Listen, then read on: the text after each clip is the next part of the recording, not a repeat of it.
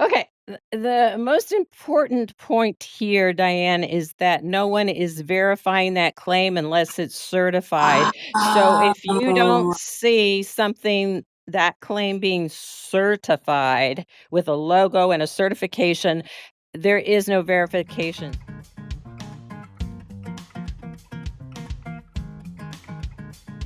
hi, everybody. This is Diane Gilman, formerly known as the Queen of Jeans, but now the proud host of my podcast, Too Young to Be Old.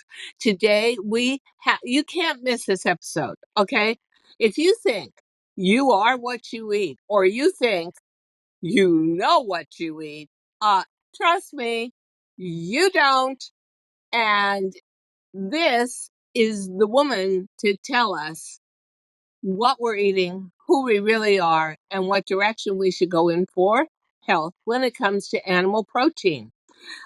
Dena Jones is with the Animal Welfare Institute. For almost 2 decades, she has headed the farm animal program. Dena, welcome. Thank you, Diane. I'm happy to be here. Well, here's the deal. What are we eating? I would love to know, something. I only buy eggs occasionally because blah, blah, blah, cholesterol. But when I buy eggs, they're the low cholesterol, high omega 3, no GMOs, no this, no that. And then I always want like cage free. So I think cage free is like, oh, all the little chickens are so happy and they're running around in the yard and somebody's throwing feed to them. And no, this is all a lie. It's so deceptive. So, what I would love to do is just talk to us when it says no GMOs. Uh, know this, know that, no wheat in their feed, pasture raised. My understanding now is when it says cage free, that just means there's 30,000 chickens in a small barn and they've each got about 12 square inches, but there's no cage over them. So deceptive. So if you can just explain briefly all the different nomenclature for when you go to buy an egg or buy chicken. Because frankly, at this point, after talking to you, I'm not sure. I'm thinking about raising my own chickens on my terrace. Well, that would be probably a good idea. But, yeah, the thing about food is you can't just look at the product and know the quality, right? So you buy clothing or furniture or cars, you can look at it and you tell this one is better than this one's higher quality. You can't really do that with food. Sometimes you can see it, sometimes you can taste it, but typically not. So people don't know what to look for in order to get a better product. But I can tell you that there is a huge difference in how animals are raised and how they're treated and how the environment is treated between different products. Unfortunately, you can't see it on the product. So that's why you need me, and that's why you need some tips about what to do for this. Totally. All right. So great. So there is a huge difference in how they're raised. And to be honest, the best thing you can do is go visit a farmer, talk to a farmer, but who has the time and the ability to do that, right? I mean, Yeah. yeah, nobody can do that. But ideally that's what you would do. The number one probably best alternative would to be farmers markets do have higher quality products. I was going to ask you that. Yeah, And okay. even So for eggs, huh? I was just all afraid maybe they yes. weren't refrigerating them enough or. Yes, generally farmers markets. Also, if you're gonna buy direct from, farmers through the internet, online, purchasing the products from the same kind of, farmers that would be selling at farmers markets, those are generally high quality as well. The problem is, what do we do when people are buying at grocery stores, mainstream grocery store chains? That's where the problem comes in because you have a lot of products and most of them are produced at the bottom level. So Okay. Diane, yeah. Yeah, So do you want me to go through the different claims I for do. eggs? Okay. I was so blown away when I found out that I think I'm doing this tremendous service to chickens by buying cage Cage free. free. And then I find out that means almost nothing. So then Yeah. I up Okay. my Yeah. level to free range, and then I find out that accounts for almost no improvement in a chicken's life. Um, Okay. so let's just go through the nomenclature All to right. begin with. All right. Let's start with eggs. So I Okay. will say that I receive questions about eggs more than any other single type of animal food. So that's consistent with your question. So a lot of people, more people have questions about eggs than anything, and that's fine. Okay.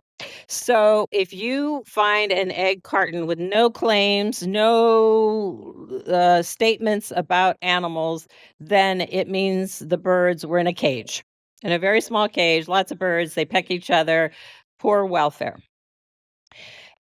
A step up from that is cage free. Is it is it meaningful? Yes. Is it very good? Not necessarily. So you do have up to 50,000 hens in a cage-free barn.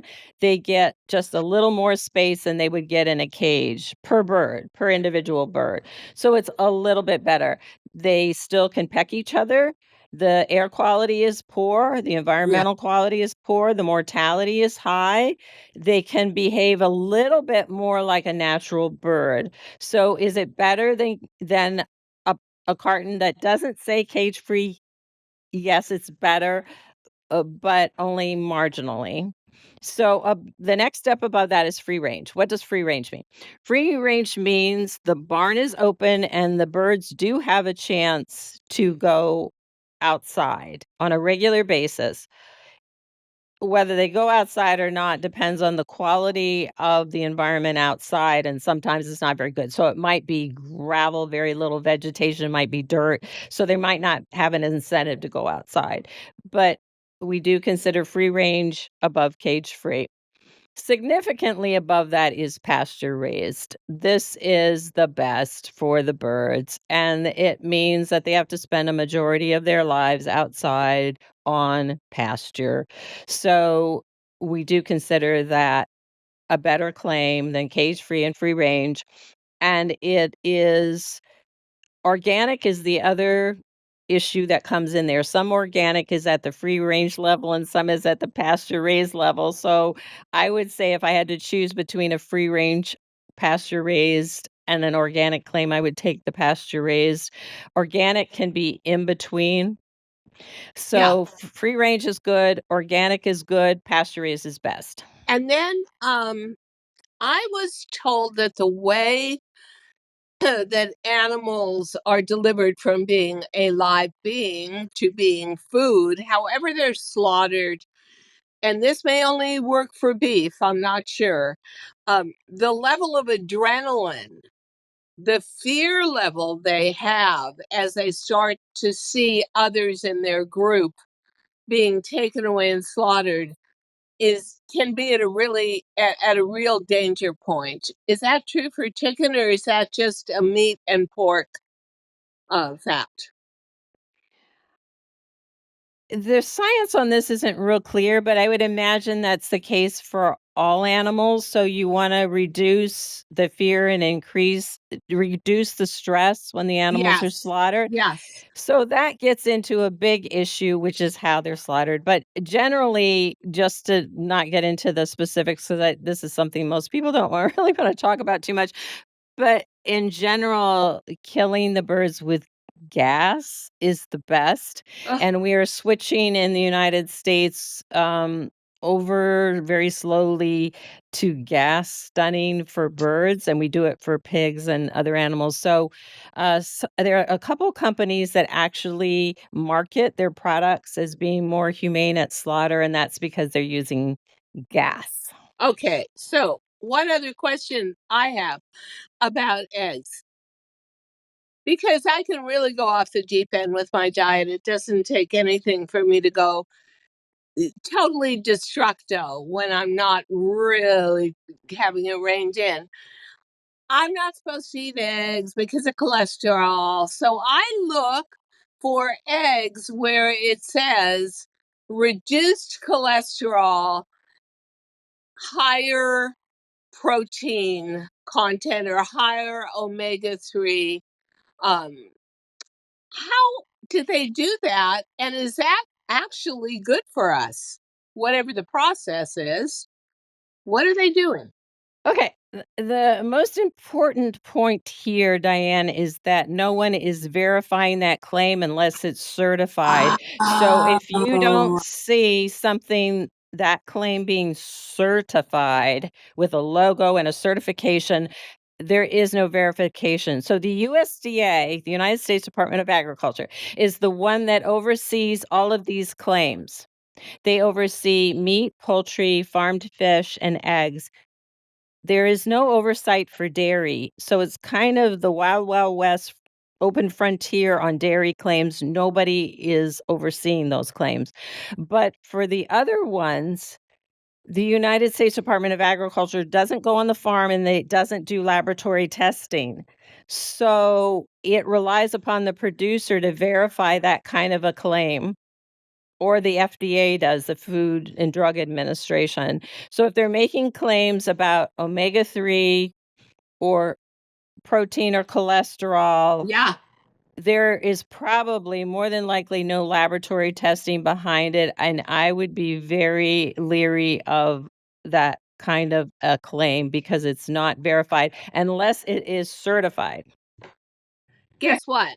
I am very, very leery of it. And I've got totally, it's a little bit of a personal question, but since there are Whole Food markets in almost every town in America, and I don't know about all of you guys out there, but I always feel a little holier than thou when I go to a Whole Foods, like, oh, I'm doing something really good for myself, and they've looked at everything and I trust them. And okay, so when you go to the meat section of Whole Foods, it has labeling and Whole Foods animal welfare statements and a rating system, so you can figure out you're getting the happiest cows ever, which may equate to $50 for I the last time I bought meat, I think I went through the whole rating system and it was some insane amount of money, like $49 a pound. But I thought, well, okay, this has to be good. Talk to me about the Whole Foods meat rating system. I'm sure we would all like to know about that. Yes. It's called the Global Animal Partnership Animal Welfare Rating. It's been around for more than a decade. Animal welfare groups, such as my own group, the Animal Welfare Institute, we worked with Whole Foods on this. So on their board, they have animal welfare organizations. It's the real deal. And what are the ratings? Can you Okay. just, Yes. yeah, So I the want to go through them. yeah, so that starts at step 1, step 2, step 3, step 4, 5, and 5 plus. And as you go up and the steps, the animal welfare increases. Unfortunately, price increases Oh, and availability decreases. So the problem in a lot of stores is finding the high steps, but they are meaningful. Each step increase means better treatment of the animals.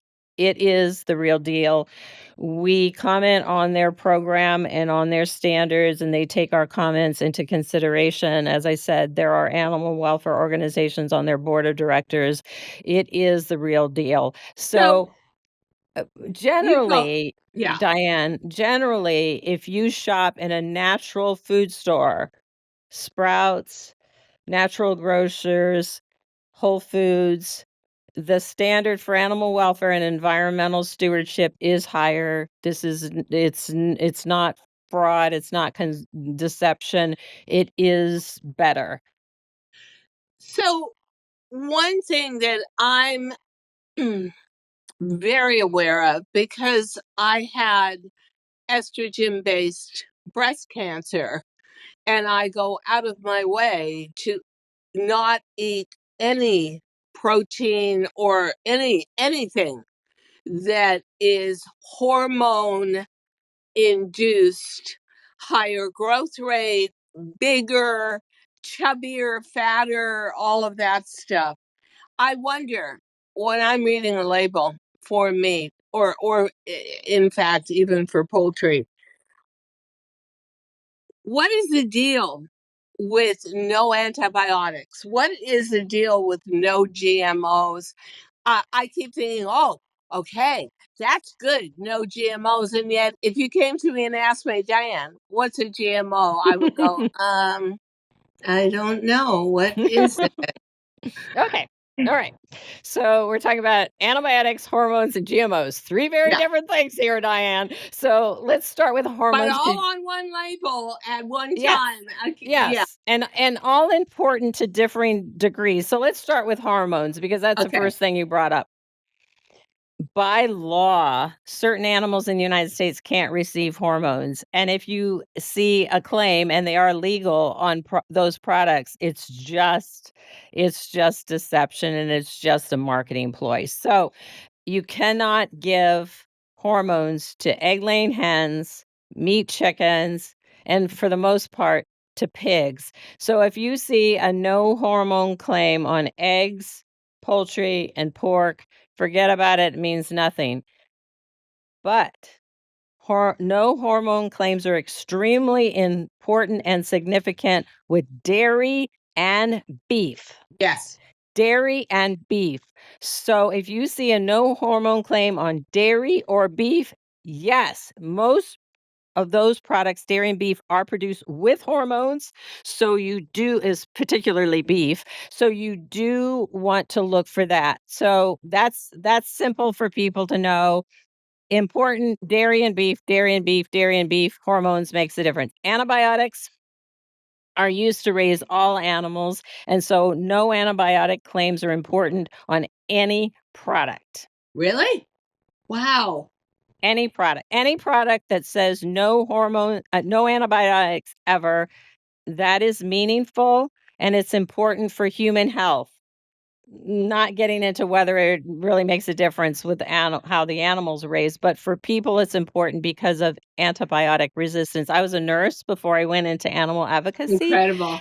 and it's very a huge problem. Antibiotic resistance is a huge problem, Yes. and some of the resistance, not a huge part of it, but some of the resistance probably does come from the food we eat.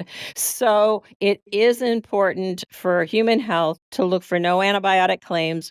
Right now, the United States Department of Agriculture is doing a sampling program to find out whether the no antibiotic claim on beef means there are actually no antibiotics, because there were some undercover investigations that showed they actually had antibiotic residue in beef products at Whole Foods, actually going back to Whole Foods.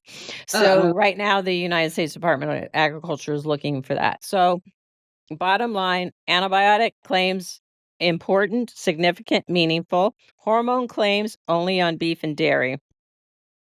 Now, GMOs, which I always think, oh, great, there's no GMOs. When in fact, what is a GMO? Is that human growth hormone? What that makes you, as a chicken or beef, grow bigger and fatter and plumper Yeah. faster? So it means genetically modified organism. So GMO Ah, stands for genetically modified organism. And lots of times with food animals, they're not genetically modified, but what they eat is genetically modified. So they're eating genetically modified corn or whatever. So it's what they eat. There is not a lot of evidence that there is a strong connection with human health. So at this point in time, and also in terms of animal welfare, it's also not really clear. So at this point in time, I do not consider that a really high value claim. I think the antibiotic and the hormone claim should be given more attention. and then I would ask you, and it was something that we were discussing. We were talking about no antibiotics, let's say in chickens who are raised in very crowded, overcrowded underventilated Mhm. conditions. Um, so you talk about cost versus benefit. And we were talking about two giants in the chicken industry, and one of them who I don't always particularly see as, social minded, is now coming out with ads. I was saying they were almost like a political ad saying, oh, those terrible people that are our competitors are using antibiotics before their animals are sick. Oh, that's terrible. We would never do that. And I'm thinking to myself, really? You're the biggest chicken producer in the world? And you, of course, you'd use antibiotics if you could. You're just not supposed to anymore. But you were explaining, and I'm not using any brand names here, why the other brand, which is gigantic as well, did not use antibiotics for a while and is right back to using them again. And you were talking, and this was fascinating to me, about cost versus benefit. Can you explain that to our audience? Yes, so the largest chicken producers in the United States, some routinely give antibiotics to the animals and some do not. And what And stopped and started again? yes, and the largest chicken producer in the world, believe they're the largest. There's 2, the top 4 chicken producers in the United States differ in terms of this, and the largest producer that was not using antibiotics routinely is returning to a Yeah, form of antibiotic use, and you asked me why, yeah. and I said because the companies that don't use the antibiotics do it because of the additional they can charge a little bit more for their product because people will pay a little bit more for the no antibiotic ever claim. However, in terms of animal welfare, if they don't give antibiotics and they don't improve the way they raise the animals, more animals are going to get sick and die.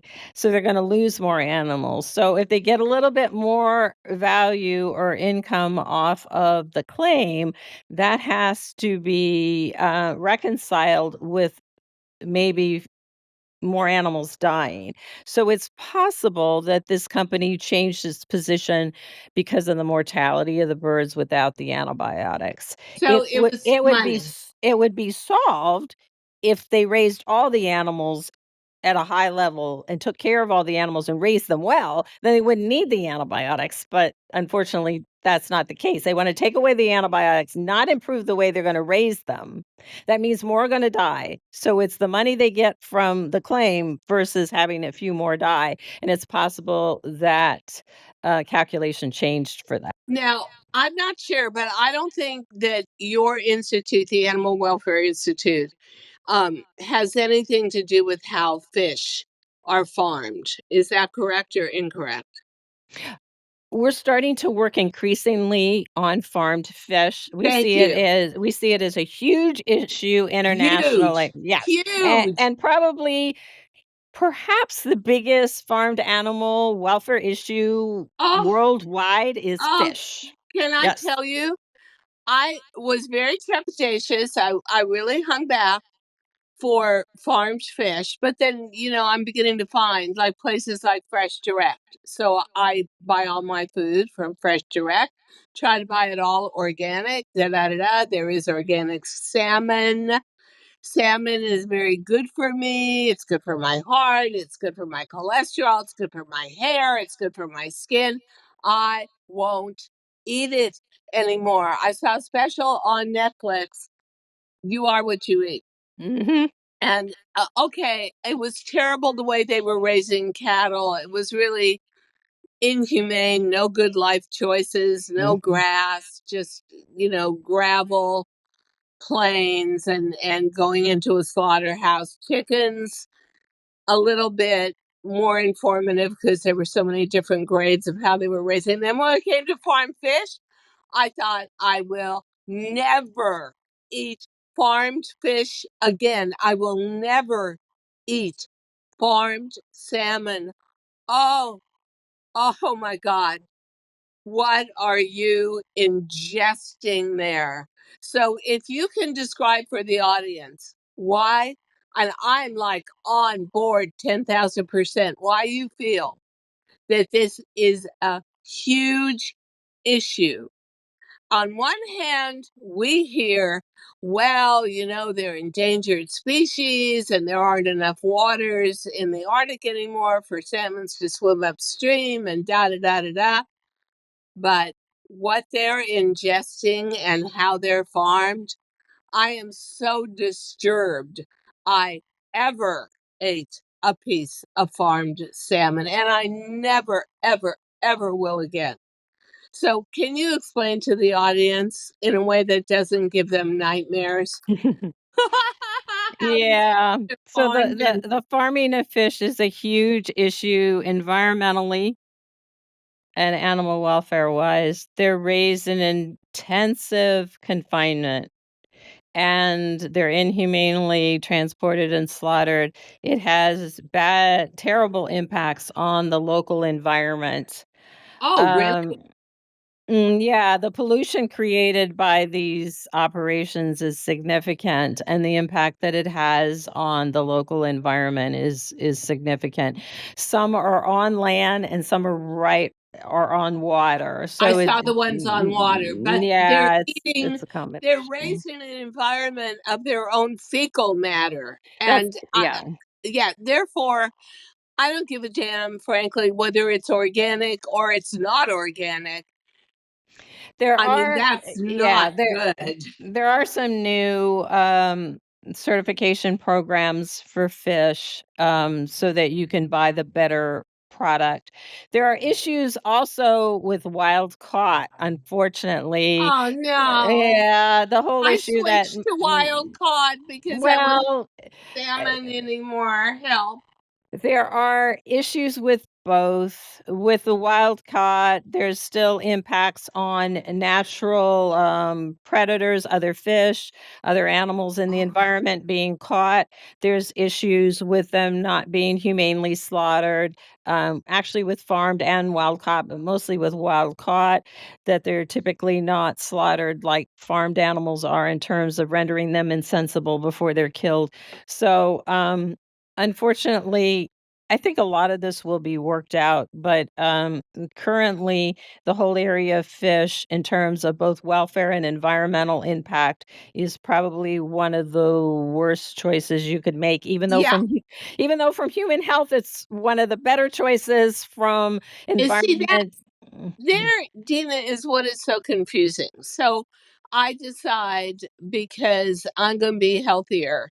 And I was a huge carnivore in my youth. I could have been eating a steak every night if I could have afforded it and felt great. Like, oh, yeah. Because I came from parents who were greatly impacted by the Depression of 1929.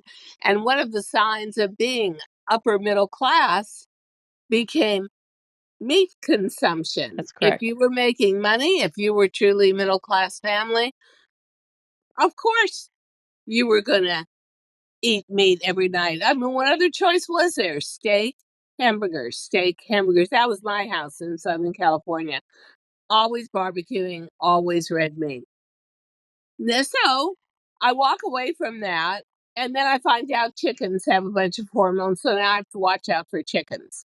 Then I think, okay, I'm really going to wean myself off chickens, and I'm going to become a fishitarian, a pescatarian, because that's going to be really good for my heart and Mhm. my diet. And then I find out, and of course I say, oh, yes, my choice is going to be organic salmon. It's organic. And then I see how they're living and what they're ingesting along with their food, which is their own feces. And I think to myself, what is left? I just don't think I can be totally vegetarian or vegan, although I'm trying. But maybe I can convert to 3 days a week, but what? Now I can't eat fish? Oh Okay. my God. All right. All right, Diane. Yes. As much as possible, plant-based is the solution in terms of the environment and animal welfare, and also excellent for human health. Yeah. Yes. So I understand that a lot of people can't do that, but you should, as much as possible, increase the proportion of your diet that's plant based. For the proportion that isn't, look for products that are certified. That means, I know there's so much detail here, and I don't want to confuse people and go into the weeds on this stuff. So the short, easy, simplest answer I can get is to tell people to look for a certification. That's usually a logo or it says certified. It's usually for animal welfare and or environmental protection, environmental stewardship. That's the best that you can do. It is likely to cost a little bit more, but you have it on my authority that there is added value and it is worth it. So decrease the amount of animal produced or animal derived products, increase plant based. And when you do consume animal derived products, go for certified products. And when you are consuming a vegetable diet, which I try to do 3 to 4 days a week now, what do GMOs mean to me in terms of vegetables? In terms of your health, Yes. okay, in terms of your health, I'm not personally aware of an impact on your health. A Okay. lot of this is environmental. Okay. So if something like corn is modified so it can grow in a much, I know that a lot of GMO Yeah, the is concern for is drier environments because yeah, of and the global concern warming. is the impact on other natural organisms, long-term impact on organisms that aren't genetically modified. In terms of your health and nutrition, I'm personally not aware of any concern about. All right. So, because I think it is so important, especially after the age of 50, that you really be aware of what you're eating, modify your diet to match your body's ability to use it as fuel and not disrupt your digestive system and God knows what else. If you have one final big tip you can give all of us to shopping more informed, to eating a better, more healthful diet. Fire away, Dena. Okay, I'm gonna reiterate, increase your reliance on plant-based foods, decrease it on animal-derived products. If you are gonna eat products from animals, look from products that are certified. You can go to findhumane.com to find the Ah, best farmed animal products fantastic. or choosebettereggs.com, which is the Animal Welfare Institute's Great. own guide on buying eggs. Choosebettereggs.com, findhumane.com. That is great. You know what? Honestly, I know this is going to sound crazy. I feel like there might be hope in my future to eat salmon again Mm, because you guys are looking into it and going to overhaul that part of the food industry. Well, you know what, Dena? We are what we eat. This is Dena mhm. Jones, Animal Welfare Institute, and this has been absolutely an incredible podcast for anybody who wonders, yeah, if I am what I eat, what am I eating? Thank you so much, Dena. Thank you, Diane. Thank you very much. Thank you to your listeners. Thank you so much for listening to Too Young to Be Old podcast. The episode may be over, but the fun doesn't have to stop here. Find us on Facebook, Instagram, TikTok, and YouTube at The Diane Gilman, or visit our website, thedianegilman.com. If you like the show, leave us a rating or a review and subscribe so you don't miss the next episode. And until then, Don't forget, age is just a number. Together, we'll prove that we are all too young to be old.